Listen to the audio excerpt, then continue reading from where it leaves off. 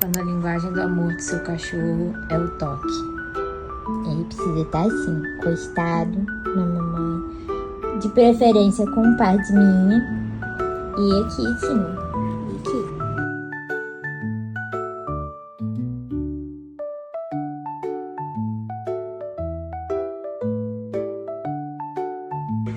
Presta atenção como eu tô vendo a corrida com meu pai.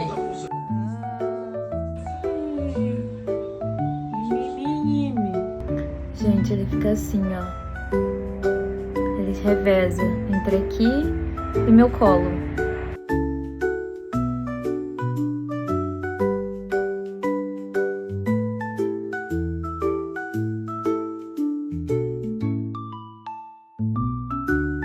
Ele gosta do amorinho. Tem esse espaço todo aqui. Meio que fica aqui.